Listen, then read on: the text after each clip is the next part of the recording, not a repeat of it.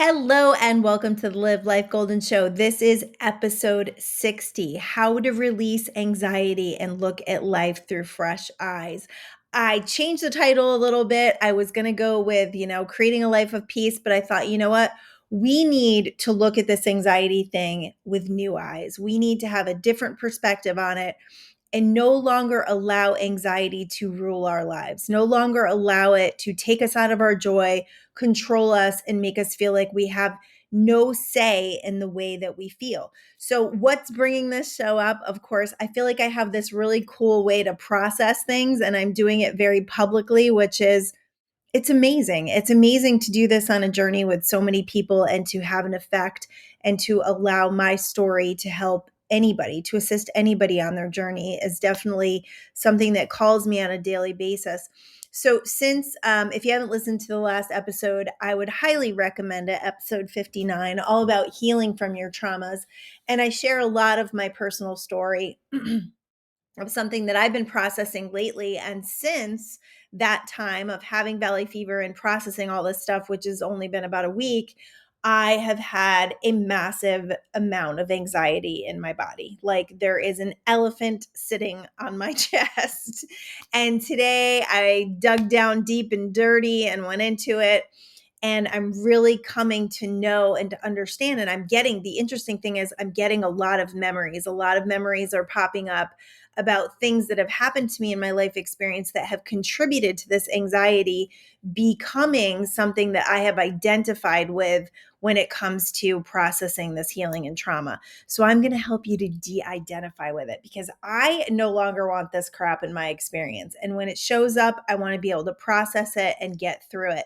Because there are a lot of ways that this energy of anxiety actually serves us. And we're going to get into that so you can see why you've held on to it, why you've, made it part of who you are, and why you've allowed it to take you out, basically. I mean, a lot of what we want to do in life is at the other end of anxiety. A lot of those things that call us out of our comfort zone make us feel this energy in our bodies and we label it as anxiety. We allow it to create misery in us. We allow it to keep us stuck, keep us safe in the same and not allowed to move forward. And there's ways to process through it. And when you do process through it, you become more powerful, you expand, you grow, you become more, and there's so much on the other side of it. So we're going to go on a journey to get you through that if that's where you're at right now. Or if there's things in your life that you've refused to look at because you feel this sensation in your body and you're like, oh, hell no. Like there's so many things we've stopped ourselves from doing because we don't want to feel this sensation. That's what anxiety is. It's a sensation in our body. It's an energy in our body, and it conducts based on the meanings that we give to it.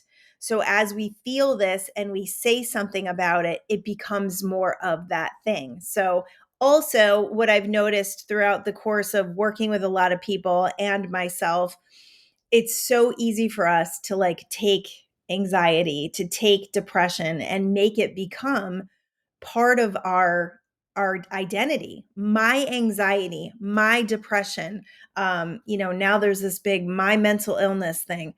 All those things. It's so funny because we don't walk around and say my joy, my happiness, right? Like we don't do that. It's just the negative emotions that we take on and make us. And when we do that, we create we create this connection and we don't allow any separation or space for us to de-identify with it. And that's the whole goal of this show today, is to help you de-identify with any negative connotation that you have taken on that has become your identity. So here we go. I'm excited about this conversation. So the biggest question that I asked this morning was, because it becomes a thing, like you can't ignore it anymore. And there are ways of ignoring it.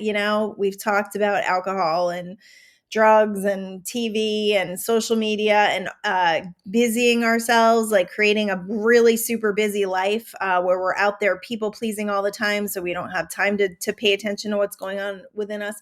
but eventually we're going to come to the point where, a valley fever is going to come, or an illness or something is going to call us to the table where we cannot any longer ignore what's going on underneath. And for me, I have a tendency to not ignore these things at all, because I know the faster I process them, the faster I can share about it, the faster I can move forward, the faster I can get out of this thing that makes me feel like I don't have any control. And I think that's the biggest thing with anxiety.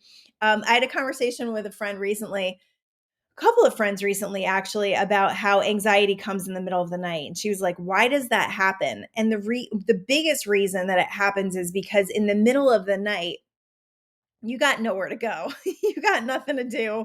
Your mind is clear. Your mind is ready to pull up those things from during the day that you refuse to look at, that you refuse to take the time to look at. So there's something about, the nighttime, like when we grew up, there was like the boogeyman under the bed, and it was fearful. We were fearful because it was dark. I don't know if you did, but I had like night terrors like you wouldn't believe. And when we take that nighttime and we put it, we allow it to kind of swallow us up into this anxiety, and we get into a frequency where we are, engaging with worst case scenarios, then of course you're screwing up your whole sleep pattern. So a couple things that I've noticed, it would be great if you could get up. I don't do this. I'm going to promote this, but I don't do it, and I may end up doing it, but I'll tell you what I do. But this is what came when I was downloading the show today.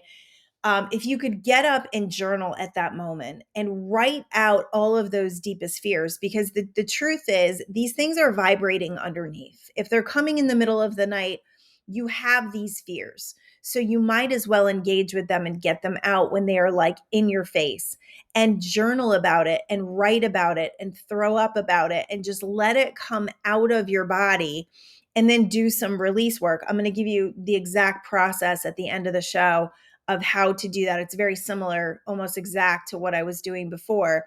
But this is in regards to releasing anxious energy out of your body. Guided meditations are great. What I do in the middle of the night, and this has been happening a lot, I would say just about every night for the past couple of weeks, I've been up at 3 or 4. And I'm not going to say that it's like these anxious thoughts that are coming, but it's more like memories. Like I'm just having a lot of memories and things that are coming up that I think I need to connect with. So recently, like last night, I woke up at 3:33. I love when that happens. And I just, I laid back down. I like to lay on my back and like get into like a meditative state. And I just did some deep breathing. I called on divine energy. I called on angelic energy to just allow me to fall back to sleep, because my sleep patterns have been, it's been, I need to sleep. Jesus, we need to sleep, right? So I immediately fell back to sleep, and I actually slept in a little bit today, which was really nice, and just allowing that rest that my body needs right now, because I'm still in the healing process of illness and of whatever's been coming up emotionally.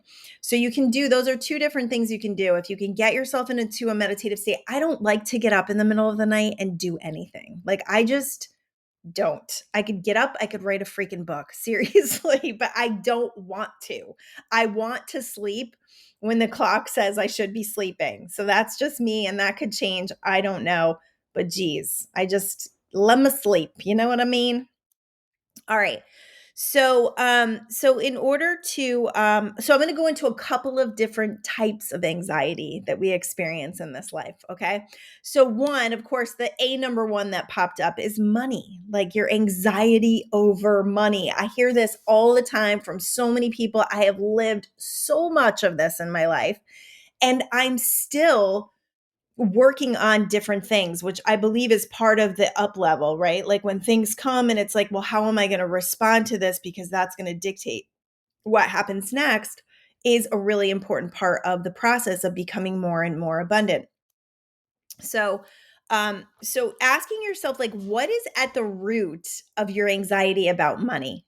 Okay. So it's not enough, right? Like, duh, like so obvious, right? Many of you have plenty. I know this. Like, I know a lot of you, and I know you have plenty. And some of you are doing the whole struggle bus thing where you're just, getting by every week. I've been in both places. So I feel like I can speak to a lot of this.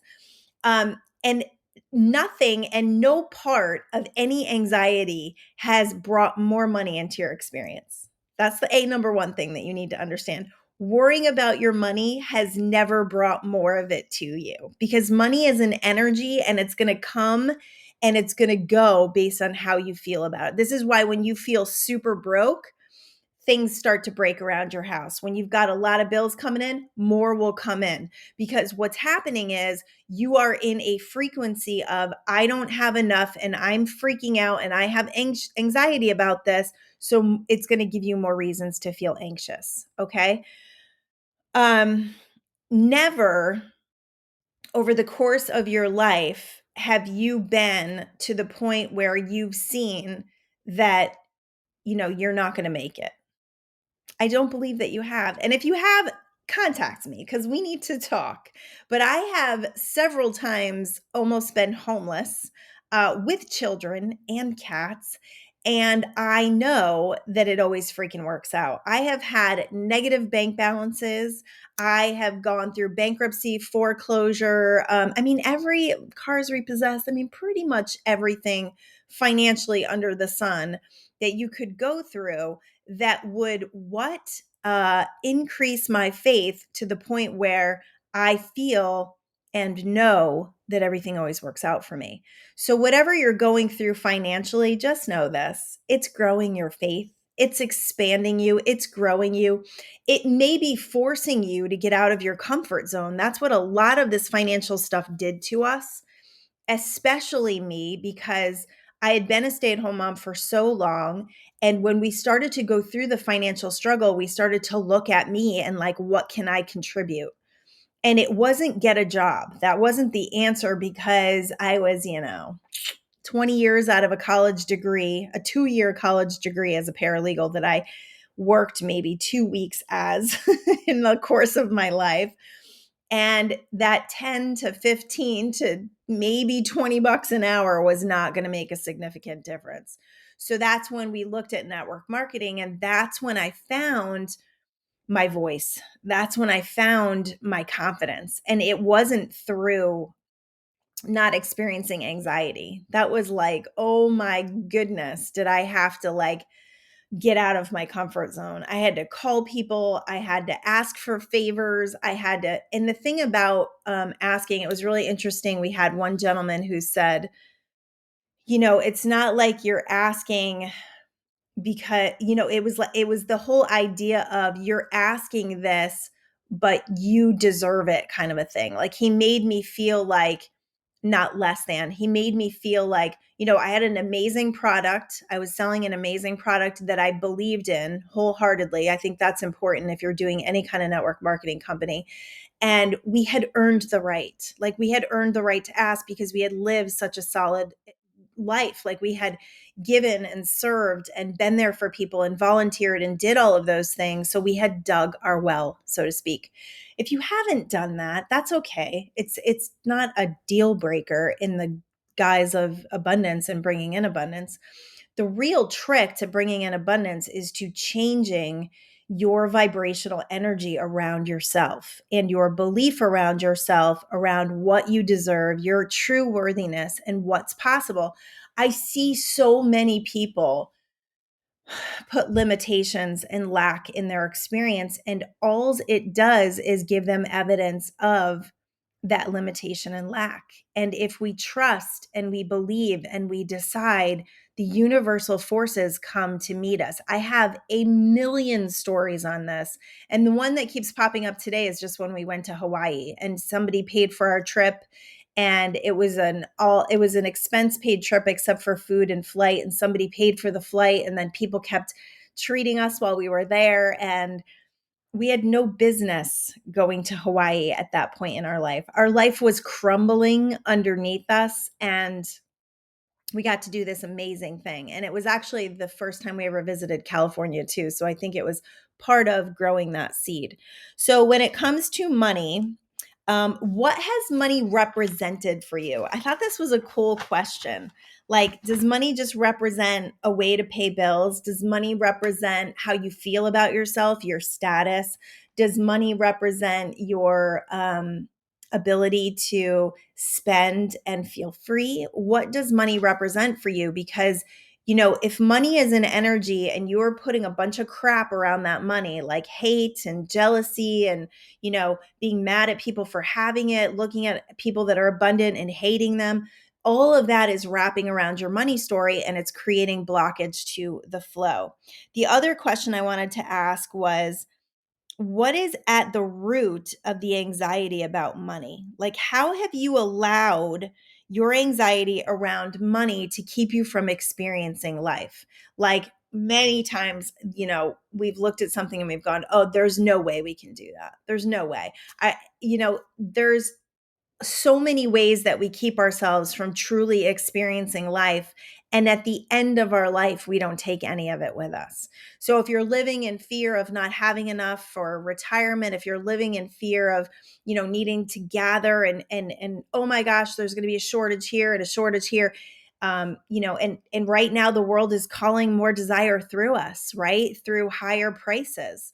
So as we see that and we go, oh, I don't, we have a choice. We can go, oh, I don't have enough. And oh my goodness, that's so expensive.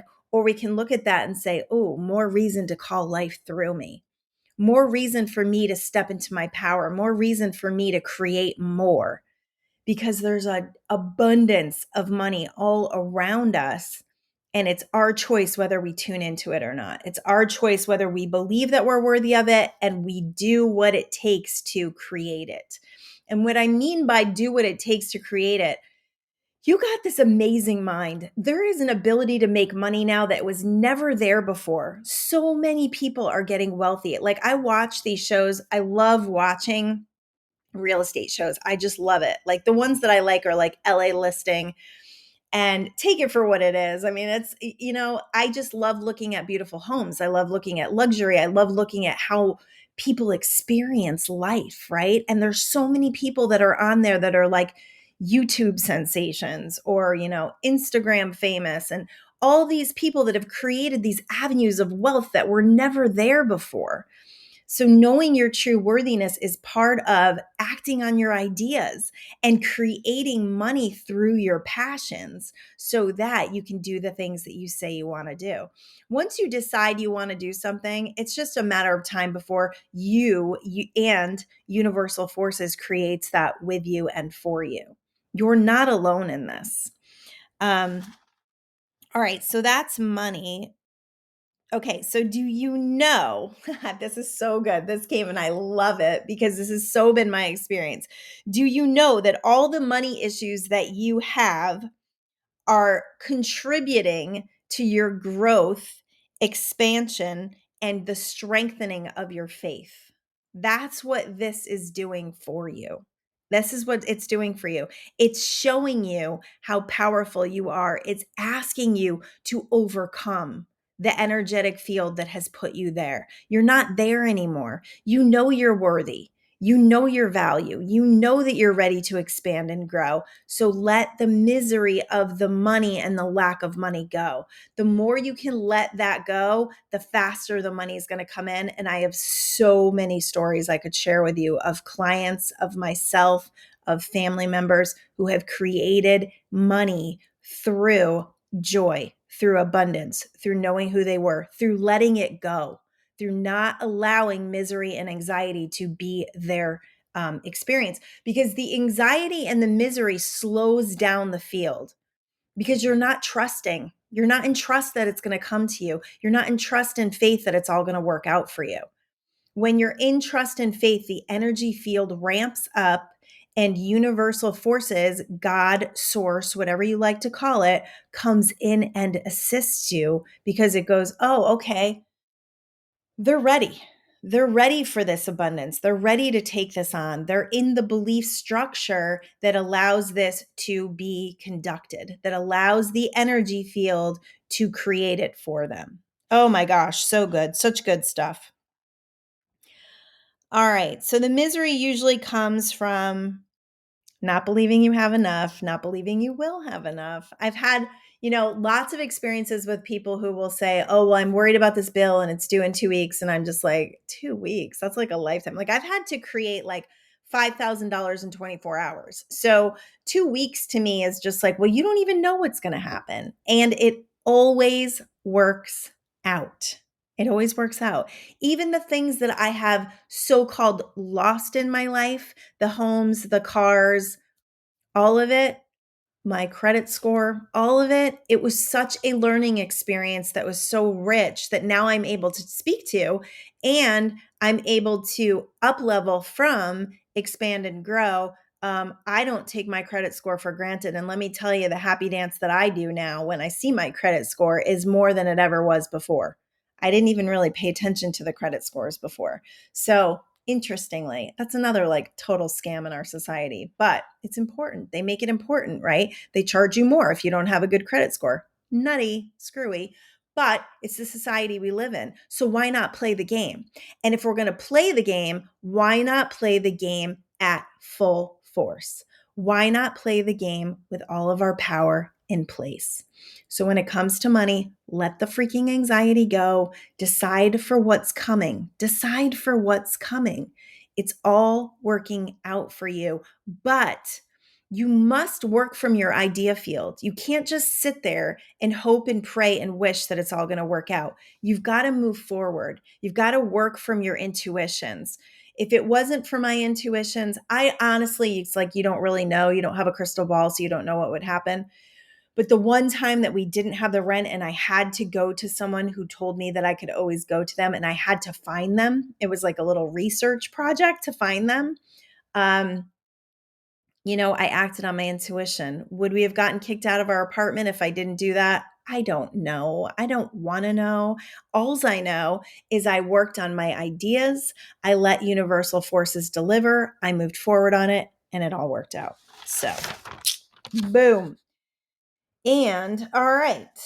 Okay, so let's talk about relationships. So I'm going to talk about all different fears today. I'm going to talk about all the different ways that we kind of keep ourselves stuck.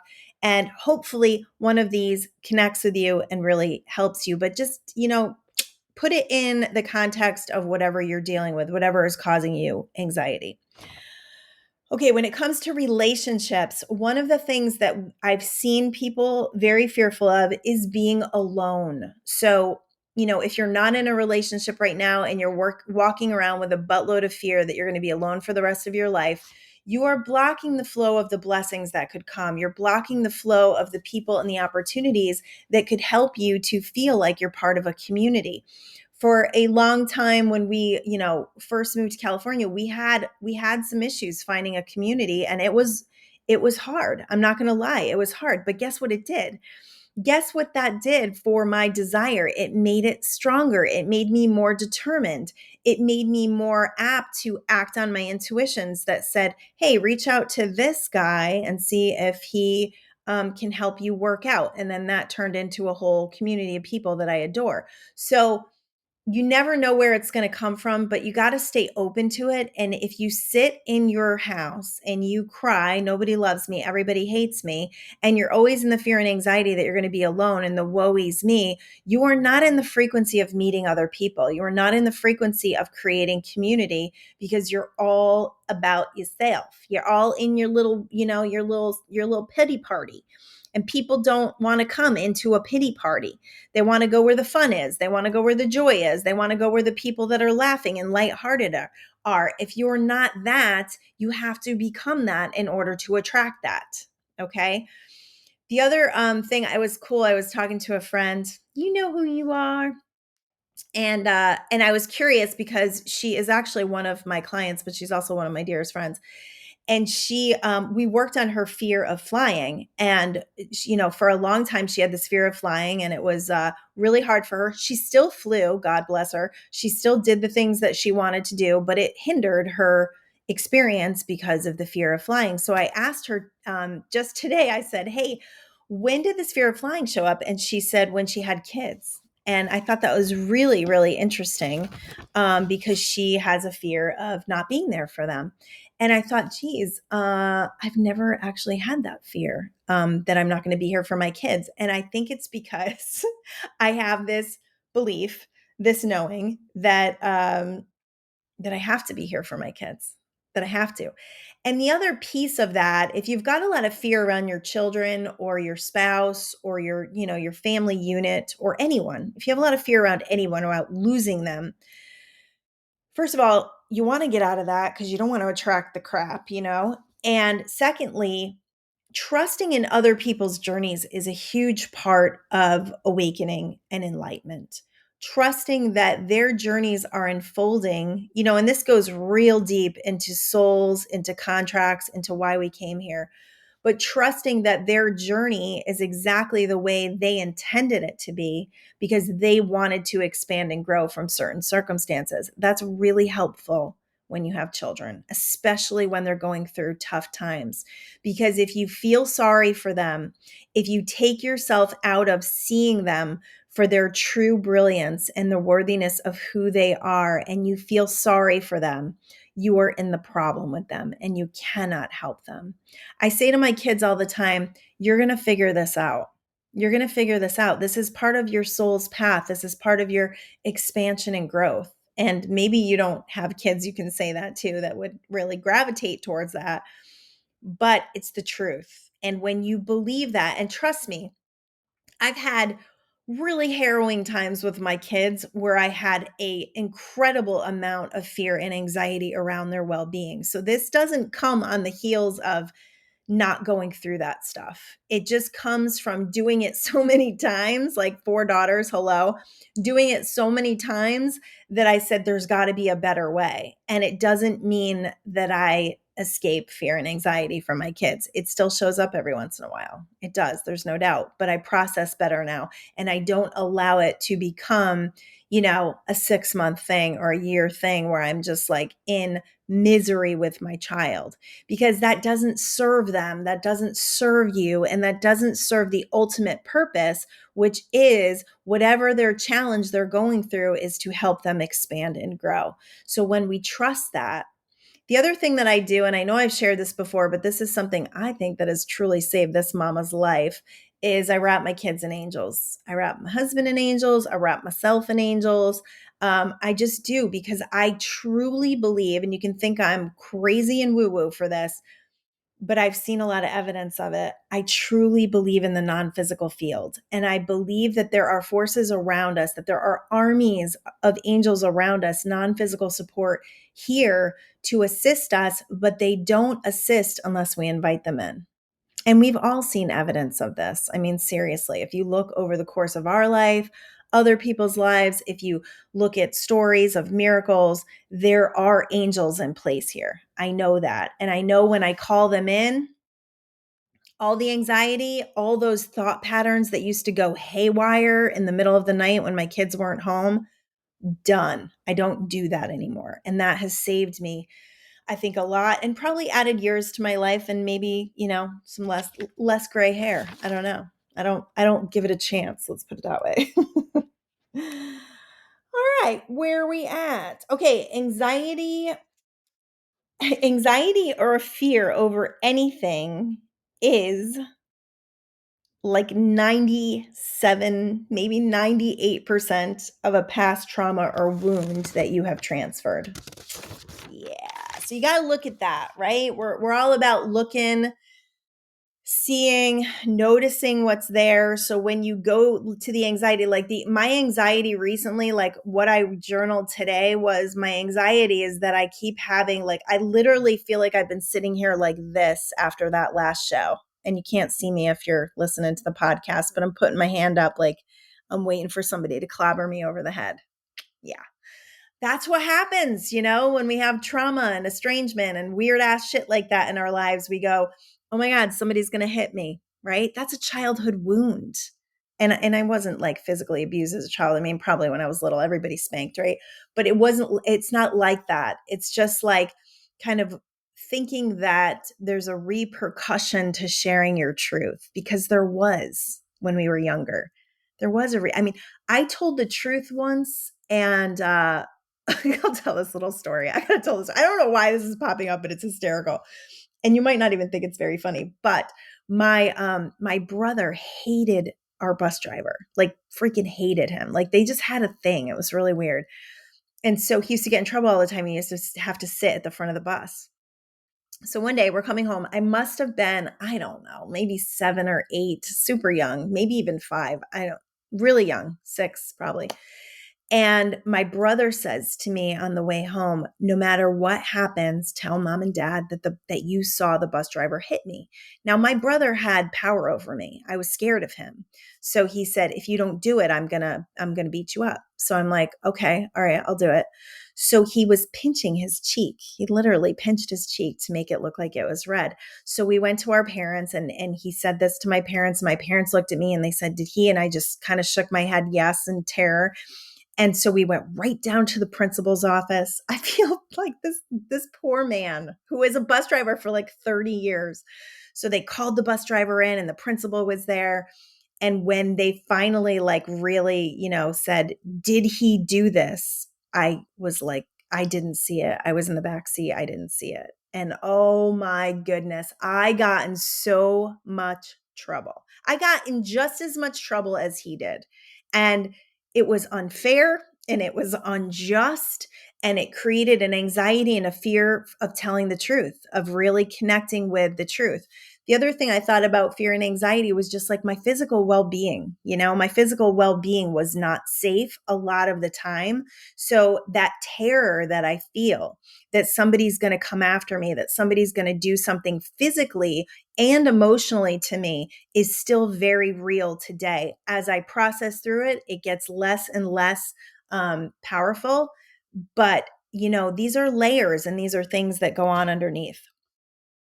Okay, so let's jump forward. That was a funny little story that I never expected to share. Okay, so fear is when I am focused on the opposite of my desire. So it's always when you're focused on the opposite of what you want. But the cool thing is it amps up your desire. So it's not for nothing. So don't think that I wish I could live a life with no fear, because the fear actually kind of keeps you living on the edge and it keeps life force creating desires within you. So it's okay. It's okay if you have fear. The part that's not okay is when you identify with it and you make it yours. When you say my anxiety, when you have panic attacks, when you feel like you have no control over your emotional field, that's when it becomes an issue. So I want to change the perspective of what anxiety is so it doesn't have that type of control over you anymore. So we talked about fear of flying. One particular fear that I used to have that I don't have anymore, and this is the beauty of changing perspective. I used to be terrified of spiders. Like I hated them. Like, woo, so scared, arachnophobia, good Lord, so afraid. And it didn't even have to be a very big spider for me to kind of flip out about it. And I grew up in the country where there was wood spiders and nasty things like that. I had a neighbor who was bit by a spider, a brown recluse, and ended up in the hospital. So I had a lot of evidence that spiders were not nice. Until about 6 years ago, I was listening to this really amazing book by Tosha Silver. I love her, called Outrageous Openness. It's on Audible. It's great. It's amazing. It's so good. And she said, she told a story about spiders and how they're actually divine feminine energy. After listening to this and changing my perspective of spiders, I no longer kill them. I've made peace with them, so they kind of stay away from me. And we actually, at one point, 1 or 2 times of the year, we have these pretty massive spiders all outside that are, I think they call them Halloween spiders. They're really cool looking. I mean, spiders are fascinating if you really get into it. So I just leave them alone and they leave me alone. And I don't have that fear or terror anymore. And I give that credit to perspective and making peace with it. Like that's a childhood fear. It doesn't belong in my experience anymore. And I can look at spiders differently. I can tell a different story about them, which means they manifest differently in my life. I have a different frequency. Do I want them climbing on me? Absolutely not. But will I run from them? Will I kill them? Will I freak out if they're in my house? No. And I am fortunate where I live. I don't get to see very many of them except outside. They don't come in. We have an understanding, okay? Okay, so it's your perspective, it's your meaning, and it's that trust. So ask yourself this: how has my anxiety kept me safe and the same? How has my anxiety served me? Well, for me, I would say this little bit of anxiety has caused me to be very quiet about my trauma, which is good and bad in some respects. Like now that I'm in it, there's a frequency that um I'm not waking up every day in my joy, let's put it that way. And I'm working my way back to it, but it isn't something that I really necessarily wanted to invite or um take part in. However, there is a lot of gift in it, and there is a lot that I am receiving from paying attention to it. And I believe this wholeheartedly, that after this is all said and done and I process it out, my joy will be exponential again. I know this. My capacity for joy will be more, and I will have more available to me. I believe I'll have more gifts available to me because I've been blocking some stuff from coming through, without a doubt. Okay, so what is it doing for you? Is it an addiction? You got some good adrenaline going on with anxiety. Sometimes anxiety makes people feel important. It gives them a purpose. Without my anxiety, who would I be? Without my panic attacks, I'd have to actually move forward in life. I'd have to start that business. I'd have to do the things I say I want to do. It's the same thing with purpose, like living life from your purpose. You're going to have to do things that make you feel a little fear. And I'm going to help you shift that perspective so it feels different. But you're going to have to do things that are out of your comfort zone. Whenever I feel like something's going to be out of my comfort zone, I'm like, shit, now I got to do it, because I know that. And I'm not talking about jumping out of planes, because that stuff doesn't call to me. Like that kind of adrenaline junkie stuff doesn't call to me. It's more like getting out, being myself, sharing myself, speaking, doing this podcast. I have never had anxiety over doing this podcast like I have these last two shows. It's crazy. I had to do it today because I'm like, I got to get this over with so I can get it out of my chest. Like seriously. And it's madness. But I'm here and I'm living it. I'm living my truth. I'm living my processes, and I'm not just, telling you guys to do this without doing it myself. And I think that's why it's important for me to share it. So you don't have to move forward, and you don't have to be in charge if you let your anxiety do it for you. Yeah. Yeah, ask these big questions, because they could be the thing that's really stopping you and really holding you back. So, what's the cost? I'm like sweating like crazy. What is the cost of allowing anxiety to be in charge? What is the cost? What is the cost to your life? What is the cost to your joy? What is the cost? You've got this false sense of safety going on. Like, I'm safe because I'm just going to sit here and just be anxious. That's not safety, first of all. That's living a life that is less than. The cost is a life of joy. The life is creating a more abundant and epic experience. The cost is holding off on love and relationships. I don't know why this popped up, but it did. I was thinking about people who lose pets, right? Like their pets die, or somebody who goes through like a heartbreak, right? They go through a heartbreak and they make decisions based around that pain. And they'll go, I'm never buying a pet again because I don't want to experience that pain. And I'm like, oh, okay, then you're cutting yourself off from a bunch of love. I remember when my daughter lost her cat, which was like her first baby. And it was so sad. He died suddenly. I mean, she was traumatized, and she immediately went out and got another cat, not to feel the grief. Do you know what she said? She said, I have so much love to give. And I thought, wow, that is really mature to do that, and to not go, I'm afraid to get another pet because they're going to die. I'm afraid to get into another relationship because I don't want to deal with heartbreak, because I can't trust. I mean, all these things are keeping you from experiencing the expansion and growth that wants to be experienced through you, what you came here for, that expression. Okay. It keeps you the same. It doesn't allow your expansion and growth. It doesn't help you to step into your confidence and your strength and your power when you're being safe, when you don't get out of that comfort zone. Well, the first time I ever spoke in front of a bunch of people. It was a couple hundred people. It was a network marketing thing. I had no idea that I was going to speak. So there you go. And a gentleman who I believe was put into my life to call me to more called me up, and I had to share my story. And it was one of the most terrifying moments in my life. This is, 20 years stay-at-home mom. I had done a little bit of speaking at church because I was, in charge of a few committees and stuff, but this was different. This was like off the cuff, talking from my heart, sharing my story, sharing some very vulnerable things that we were going through financially and what this company was doing to help give us hope and share light. So it was the first time I think I realized that I had a gift for sharing from my heart. This one guy who used to come and listen to me all the time, because we used to speak every week, he said it was my chi. Like the whole room would just settle and listen to what I had to say. And I truly attribute that to speaking from my heart and speaking from my vulnerability, which was, the shit show that we were going through, and not being afraid to share that, right? Sharing my truth.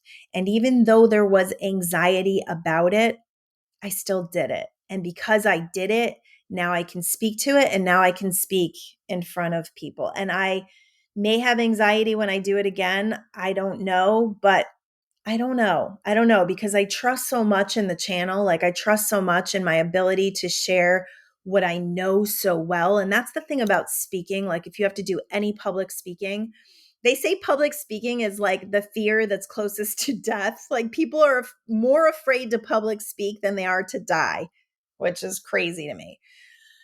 But public speaking, when you are put in a position to speak, you are put in a position to share what your knowledge and wisdom is. And I take that very seriously. And it's a responsibility to those of us who have lived a life experience that have things that are super valuable to share. So if you're passionate about something, if you know your material, getting past the anxiety and the fear will allow your channel to open more. When you're in anxiety and fear, it kind of blocks the channel. So you want to take some deep breaths. You want to remind yourself of who you are. You want to remind yourself that you know your material, and then you want to speak from your heart and allow what comes through to come through. That's why I have notes, but I really am not a fan of like memorized speeches. I would much rather just share from my heart and share what intuitively is coming, because I believe that's what really is valuable to share, not what we think the agenda should be. Even when I do my notes for this show, it's a download. Like I'm sitting there, I'm meditating, I'm allowing the stuff to come through me. So yeah, this anxiety show, I didn't know was going to turn out like this, but apparently there's like different elements of anxiety and different ways that we put it into our lives. And here you go. Okay, here we go. So this goes along with the meaning of anxiety and the meaning that we give to it. How cool is that? Here's your new perspective on anxiety. When I discovered this, it was a game changer for me, right? So anxiety is a sensation. It's a sensation in our body. It's just energy. It makes our heart race. It downloads adrenaline. It throws our chemicals off, throws our hormones off. It can cause it causes the monkeys in our brain to go spastic, right? Because of that adrenaline, they go crazy. They're like squirrels on crack or monkeys on crack. And because it's just energy, it's subject to our meaning. So it's subject to the judgment we make about it. And based on that judgment, it manifests into more. So if we're judging it as fear, if we're judging it as we're out of control or we're powerless, all of that is going to come back as evidence to us and reflect that in our life. It is always calling you to process. It's calling you to process and heal. If it truly is anxiety and it really and truly is something that feels really yucky, it's a call for you to go in and process so you can heal it. So that's the journaling. I'll give that process at the end really quick. All right. So it's calling me to expand and grow. That's what anxiety is. That's what this energy is in my body. It's calling me to more. It's calling me to get really clear about what I want, because anytime I feel the fear, I'm focused on what I don't want. And remember, fear is false evidence appearing real. One of my favorite sayings. Fear is false evidence appearing real. So it's always when you're focused on what you do not want. It's helping me to not stay stagnant. So, I'm flying along. I got my ideas. I got my show. Things are growing. Things are great. I did a live event. I'm feeling really good. I've got lots of projects in the hopper. I've got a book I'm really excited about. And boom, this happens. And I go, all right, it's time to process. Like, this is calling me to the process of what I call other people to, and I cannot ignore it because all of my projects and everything I have moving forward will be tainted if I don't deal with this. So I got to get clear. I got to know. And I asked for more, right? I was doing some upper chakra work. I was asking for more. I was asking for more abilities. When that comes, you got to clear out the lower chakras. It's helping me to grow my faith and show me how powerful I am because I always have the ability to overcome it. It is also calling you to your partnership of universal forces, to get really in tuned with that non-physical, to believe in miracles, to have faith, to let your faith grow stronger. You've got to connect with the energy of that non-physical so that, you're not just sitting here on your own devices, believing that no one can help you, believing that you're all alone, that there's no support. If you do that, you're going to block yourself from it. Okay, so this is the fun part. This is one of my funnest things to share. Anxiety and excitement are both energy. They're the same energy, in fact, but they manifest depending on the filter you throw them through. So I noticed this. I did a wedding about almost a year ago. I did a wedding, my very first wedding, and it was for really dear friends. And I was really excited about it. It was a very small group of people, so I was fortunate in that.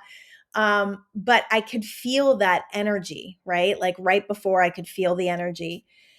And I made a decision at that point that it wasn't about me, that it was about these two beautiful people bringing their love together, and that I was completely honored to be in that experience, but also that it was excitement, that this was expansion and growth for me. And because I pulled it in as excitement, I didn't have a shred of nerves, and it went off beautifully. And it was one of the greatest things I've ever been a part of. And I would love to do more. If you have anybody getting married, let them know.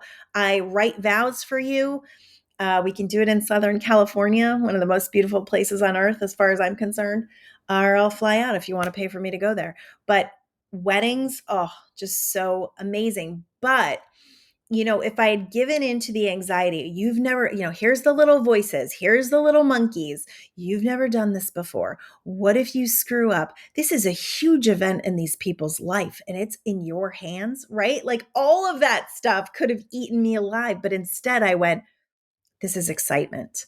I'm honored. I'm blessed. I went to gratitude.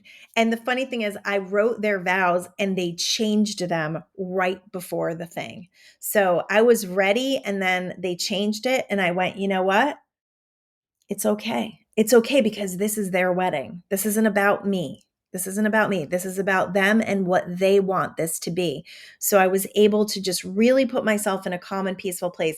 And then, because I was so calm, we ended up having to hike down this really crazy trail to get to the beach. So by the time I got down there, I was good. I had enough time to chill and to be near the ocean, and it was a beautiful experience. But that's how it goes. That's how it goes with excitement. So if you're looking to do something new, if you're looking to expand and grow into a new idea and to do something that your mind feels like it's freaking crazy, label it as excitement and tune into that as strongly as you possibly can. Tune into the gratitude, tune into the blessings, tune into the excitement, tune into the visualization of everything working out for you. See yourself at the end of it, having joy, feeling relief, feeling amazing for stepping through that comfort zone and expanding and growing into more. I've shared this on my self-confidence podcast. You don't get self-confidence by thinking about it. You get it by doing it, about getting yourself out there and doing it. There's one other thing that I forgot to share, and it just popped up for me. I want to see if I can find out where it is, just in case there's more to go with it. Social anxiety. Okay, we got to back up a little bit. Social anxiety, and I have to share social anxiety because I have a few kids that deal with this, and it surprises me because I am an incredibly social being. I have been probably since maybe my mid 20s, maybe early 20s. In school, I definitely was very social in school, but I definitely remember having the anxiety of like speaking to adults or, speaking in front of a room and those things. But what social anxiety is forgetting who you are. And it's believing that others are better than you. I remember there was one person in my life who I would still have social anxiety with, and that was the CEO of our company. He owned the company. And he was a wonderful man and he was amazing. But I think that I put myself so below him. I would be interested to see how I would like handle that relationship today because I just always kind of was at a loss for words when we spoke. And I would love to just be myself, be myself. So, like, who are you not being yourself with? And who are you allowing that anxiety to not allow yourself to shine? So these are the things that are attached to social anxiety. It's fear of judgment. It's fear of saying the wrong thing. Hello, speaking your truth. Fear of shining your light and fear that you're going to look stupid. Now, those are definitely childhood wounds. Like those are playground traumas. Those are things that happened to you when you were younger. So you got to get to the root. You got to ask yourself, what is this attached to? Can I release it? Allow me to release it. And then what you do is after you journal that out really good, you look for it in your body, you ask for where it is, and you ask for the release. You ask divine energy, angelic energy, whatever you call to, source, God, universal forces, to help you to release it. I did it today and I felt amazing after I did it. And then I poured in a bunch of light. So I just brought in a bunch of divine light and filled whatever energy that left, I just filled it. Also, your throat chakra. So, your throat chakra could very much be blocked. And I have a whole teaching on chakras, but you can ask for the release in your throat chakra to live your truth. And my throat chakra, whoo, it's unblocking. Like I'm saying things that I never said before. So, it's working. It's definitely working. So, when it comes to social anxiety, my daughter was leaving today and she had somewhere to go to talk to people. And she said, she had to go walk the neighbor's dog. And she said, can you come with me? And I was in the middle of meditating and I said, no. And I said, you got this. You can do this. Right. And she came back and she said, she just reminded herself, my source is always with me. I have nothing to be afraid of. When you interrupt thought patterns with that, boom, universal forces are right there, just right there, ready and waiting. I said, you always know what to say. It's always there. That channel is always there, giving you guidance and intuition and the words to say. And it's the anxiety and fear that blocks it. So I love that my kid knows this and it will serve her. There's no doubt about it. So remember that you are never alone. You always have universal forces at your back. It's God, it's source, it's divine energy, it's infinite intelligence is always there for us to invite in, to act from, to ask for assistance. We are not alone on this journey. So whatever the fear and anxiety has done to your life, it's served its purpose. It has served enough purpose in your life. It has allowed you to stay safe and the same. It was a protective mechanism when you were younger.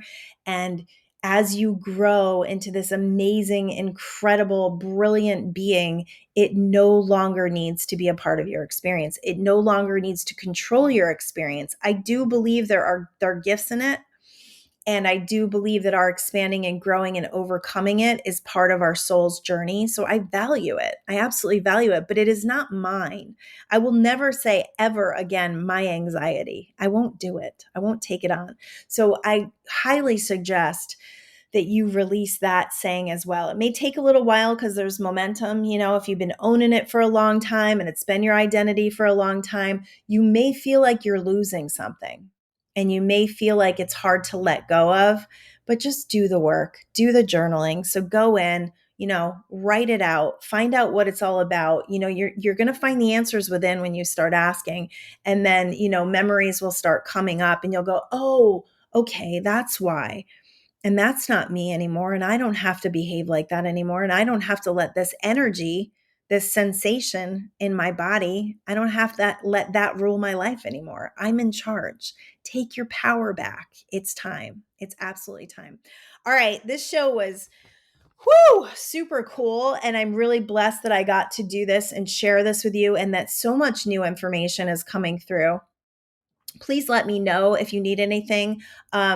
I'll put the link down below if you want to support the podcast so that we can keep it ad free, because that's definitely my intention moving forward. But as it grows and gets really big, I don't know if I can make that promise, because one of my life fulfillment promises to myself is to create and monetize abundance, within this journey. So hello, of course I want to do that, right? That's a blast. Live events will be coming back again soon. As soon as I can process through what's going on with me, I will launch another live event. If you live in an area and you'd like to get a group of people together, nothing would make me more excited than traveling and doing this. Talk to me, livelifegolden@gmail.com. Also, the M21 Revolution Challenge is wrapping up today, but you can go in that group and you can still be a part of it by searching day one and doing a 21-day challenge. That was a very super cool challenge with lots of manifestation stuff and lots of meditation guidance. So I would highly recommend that. That's on Facebook, M21 Revolution. All right. I love y'all. Let me know if you need anything. Peace.